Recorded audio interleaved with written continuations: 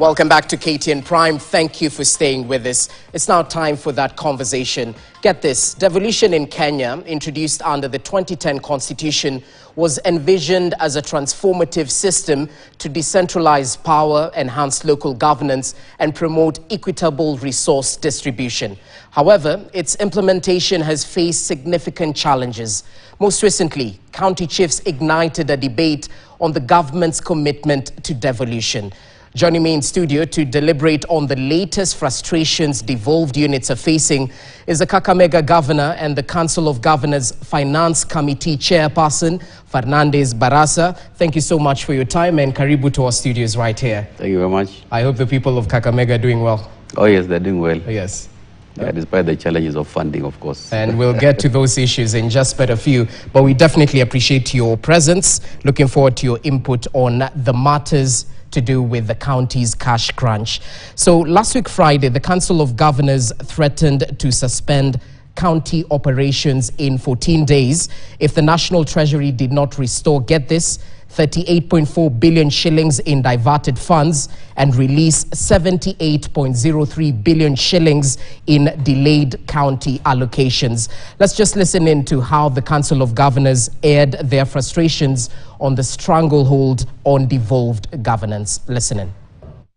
Council of Governors expresses its deep concern and unequivocal condemnation of the arbitrary diversion of development partners' conditional grants. The Council of Governors demands the immediate restoration of all the diverted funds to county governments to ensure uninterrupted service delivery, failure to which county governments will shut down its services in the next 14 days. Ikifika stage tuseme kwamba sasa tunataka kufunga county kwa siku 14 ambazo zinakuja, ni kwa sababu tumefika mahali ambapo sasa hatuwezi kustahimili tena. Unajua Wakenya wataumia wakati tumefunga counties, but lazima Wakenya wajue kwamba for now tuko kwa life support machine. Tumekuwa tuna pretend kwamba counties zinafanya kazi vizuri, lakini kuna matatizo mengi sana.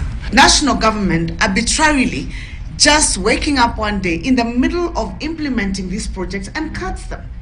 What message are we even sending to the development partners as a country? We're very, very concerned about this, and we are asking that the national government and the National Treasury to immediately reinstate these resources and to start demonstrating that they actually do believe in devolution. So, Governor, we'd like to begin with the arbitrary diversion of development partners' conditional grants, because counties have clearly threatened a shutdown. Why did the Treasury divert these funds, and where to?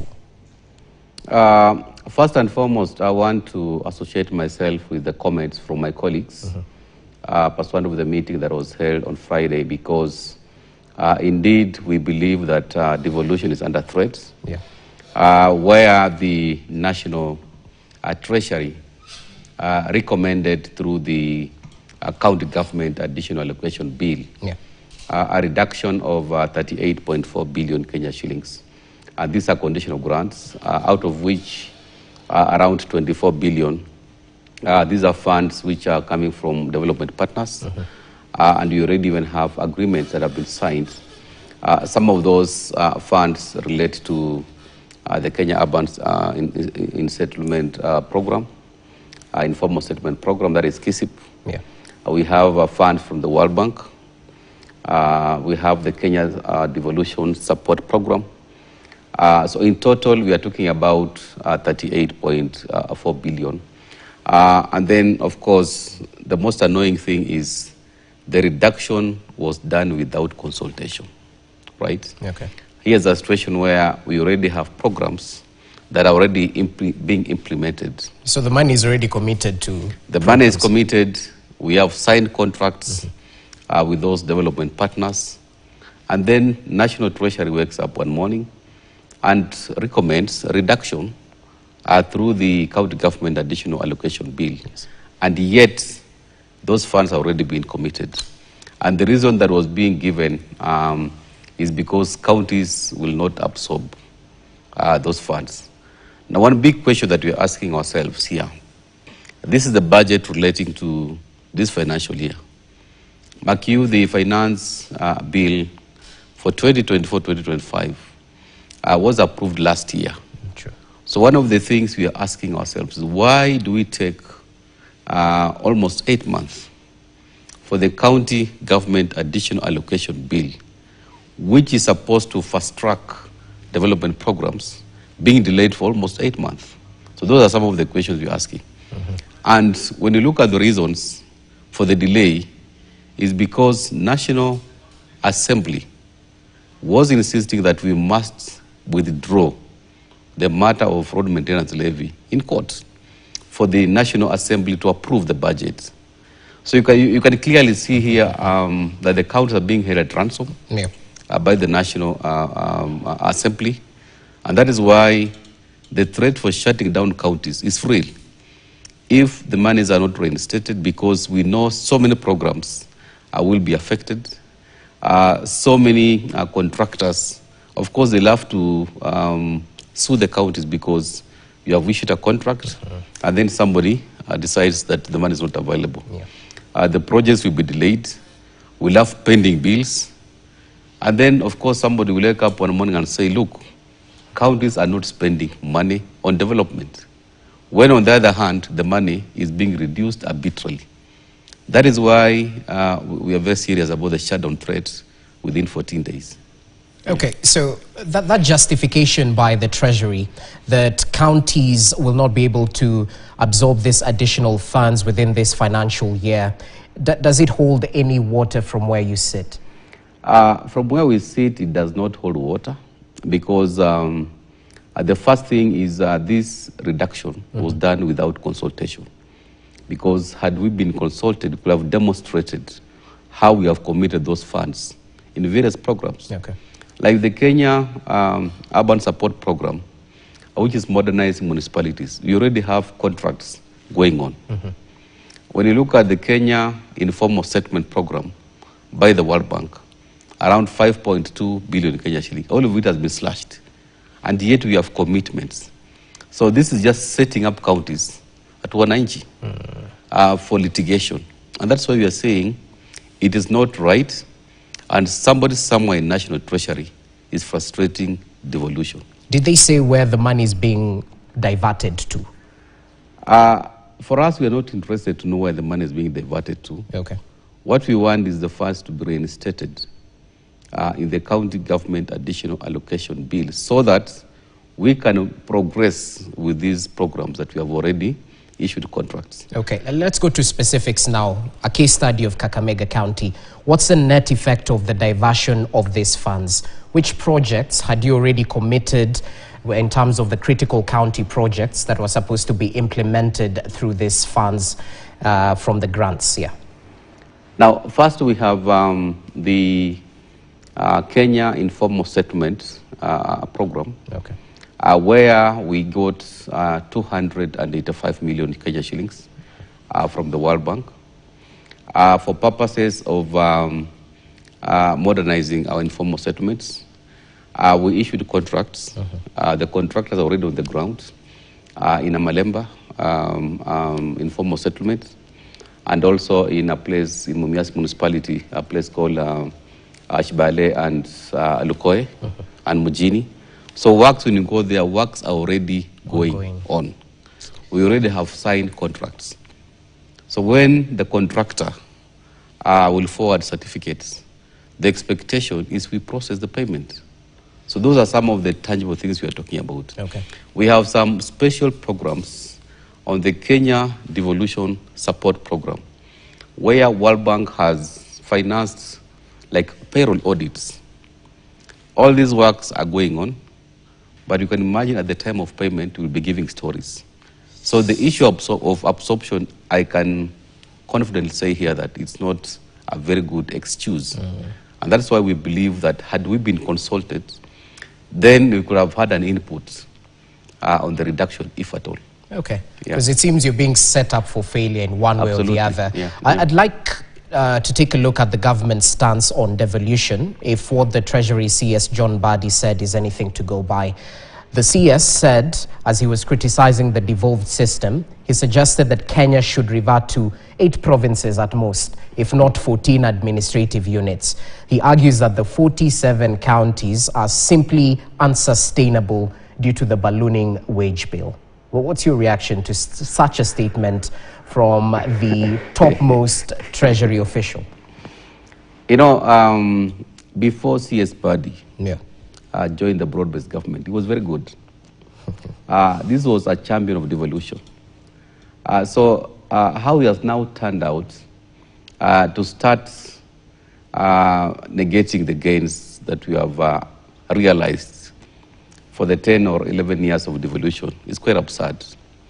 Because when you look at what we have done for the last 12 years or thereabouts, there are positive things you can actually associate with devolution. And one thing that I want to advise the National Treasury and the CS to understand that for the country at least to achieve the targeted GDP, you need the 48 governments to be working together. Remember, we have 48 governments and one nation. And the 47 county governments have to be supported. For example, for the national government to achieve their milestones on agriculture, that is 100% devolved, then you must work with counties. So if the National Treasury, our team, can start understanding that, yes, devolution is the best thing that happened to Kenya, then we'll not be having those reckless statements from the CS. No wonder the budgets can be reduced without consulting the counties. Yeah. Okay, let's talk about this delay in disbursement of Equitable share of revenue, because COG equally raised concern over that delay of disbursement of funds, and we are staring at an average of 3 months in arrears, a delay in county allocation that amounts to roughly 78.03 billion shillings. That's the money that's owed to counties roughly. This isn't the first time that governors are raising concern over the delay in disbursement. COG is almost sounding like a broken record, because time and time again we've had them voice their frustrations. So, Governor, as per the law, we very well know that by the 15th of each month, you're supposed to receive a monthly disbursement. Well, what's the impact of such a delay of up to 3 months in terms of service delivery and managing the day-to-day operations within the counties? In fact, what I can say here is that the National Treasury is blatantly not complying with the provisions of the law, because the Constitution is very clear in Article 219 on matters disbursement to counties, where it has expressly stated that counties should receive their money without delay and without deduction. That is Article 219. Section 17 of the PFM Act has clearly set out the timelines on when the funds must be disbursed to counties. That is by the 15th of every month. So when counties are begging in quotes for the money to be released, you can imagine from January, 23 counties have not received money. And that's almost 16 billion Kenya shillings. I'm being told there's a schedule that has been released. And you know, a schedule is not funds, because when a schedule has been released, then the next step will be approvals by the control of budget. For the month of February, we have almost 32 billion shillings that is owed. For the month of March, which is again due, we are talking about almost 30.5 billion Kenya shillings. So what we are asking the National Treasury is, why is allocation to counties given the last priority? Because when we were trying to chase last week, we were told, you know, we are releasing money to help, we are raising money for bursary, CDF. So you're taking a back seat, yeah? So counties take a back seat. And that is why I'm just appealing to the Treasury team, National Treasury, at least to have some bit of support. Because this is a clear demonstration that officials at the National Treasury are anti-devolution. Let me ask you this. Ever since you took the helm in 2022, has these timelines been honored in terms of the disbursement of funds to counties in any case? Well, The first financial year, the national government did very well. In fact, we didn't have any crossover of the monthly equitable share to counties. 22-23. 22-23. Okay. 23-24, we only had 1 month that was crossed over, the month of June. And now this year, we are worried that we're likely to cross the financial year with arrears. And that, again, leads to another question of pending bills. Because when we have delays in the release of the equitable share, definitely we'll have pending bills. When we have arbitrary reduction of conditional grants with ongoing projects, we have the CAIPs, the County Aggregation and Industrial Parks. They're already ongoing. You decide you're reducing money from 4.5 to 2 billion, and those projects are ongoing. Definitely we'll have pending bills. Come next year, we'll have newspaper headlines that we have huge pending bills in counties, and yet the root cause is the National Treasury. So I think this issue of disbursement and a conversation around the financial management of county resources, we need to have a very honest conversation at the summit so that we get real explanation from the National Treasury. Okay. Why counties are ranked last in terms of the prioritization on disbursements. And what's the net effect of this delay? Because how are counties surviving? Is this where on-source revenue comes in handy? Is this where bank overdrafts are actually implemented to ensure you meet operational costs? How exactly are counties surviving?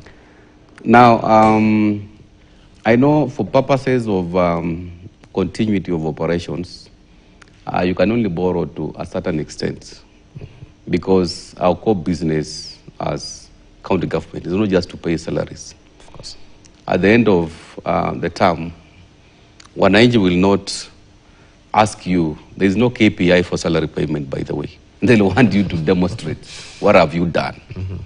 And that is why, in the short run, of course, for purposes of making sure that we have operations, we have some short-term financing agreements with banks, commercial banks. Okay. But it's just short-term because, again, when you overborrow, definitely the finance charges will hit your P&L and then effectively affect the program that you're supposed to implement. So it's not sustainable to rely on short-term borrowings. Okay.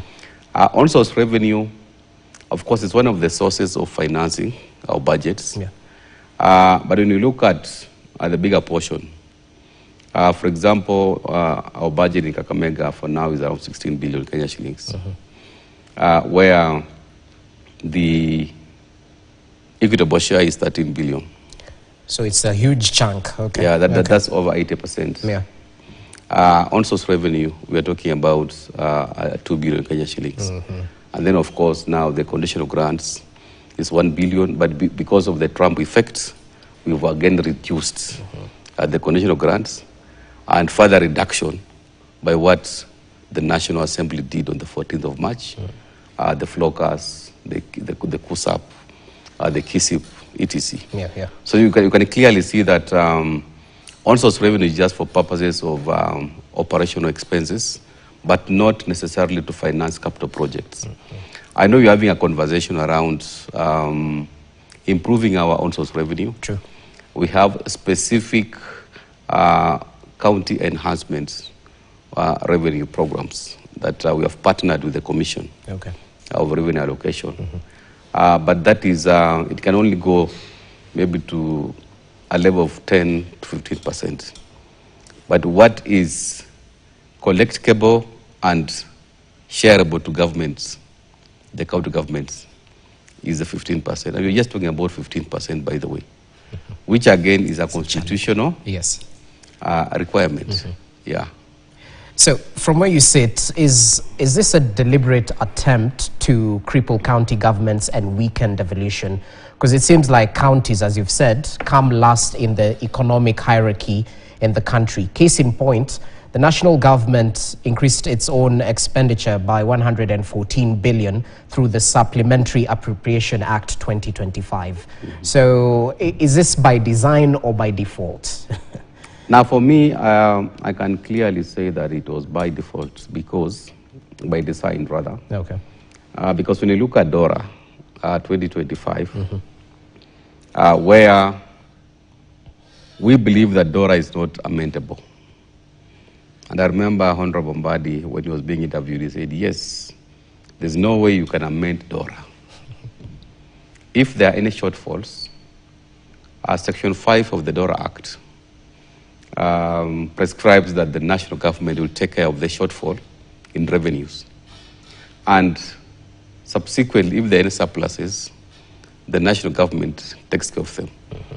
And you can clearly see under the supplementary budget 1, the surpluses were reinstated. There were 114 billion to the national government. Yeah. And the counties, of course, it was reduced from 400 that was mediated and agreed to 387, which is another conversation. Okay. So what you are saying here is we need to have honesty. And for me, when you look at the comments coming from officials from the National Treasury, it definitely communicates to you that there is a systematic attempt to claw back on devolution. But counties have been criticized for prioritizing salaries over development expenditure. The control of budget has in the past indicated through reports that some county governments actually barely spend any money on development. How do you justify such glaring inconsistencies in expenditure that might affect service delivery in the counties? Now, I know we have guidelines on the budget making process, yeah, where you need to allocate a minimum of 30% to development. And of course, based on the budget assumptions, on-source revenue becomes one of the areas that you believe will support the budget that have been prepared. So in the event that you don't achieve the targets on the on-source revenue, definitely, what is usually affected is development. Because the staff emoluments, most of the counties, especially some of us who are coming in after our predecessors have done 2 years, or rather 2 terms, yeah, you come and find already a bloated staff complement. And yet we have those requirements of complying with 35%. So progressively, you start coming up with strategies of complying with the 35% rule as per the PFM Act, by maybe outsourcing some of the functions, security, cleaning, etc. But anybody who has been elected on a platform of development, you have to go out of your way and be ingenious enough to allocate some money for development. Because as I said earlier, there's no KPI to an ING of paying salaries. You cannot tell people that I was paying salaries to employees. Nobody will listen to you. So it becomes a motivator for whoever is in the office, at least to have a development agenda that is visible. Okay.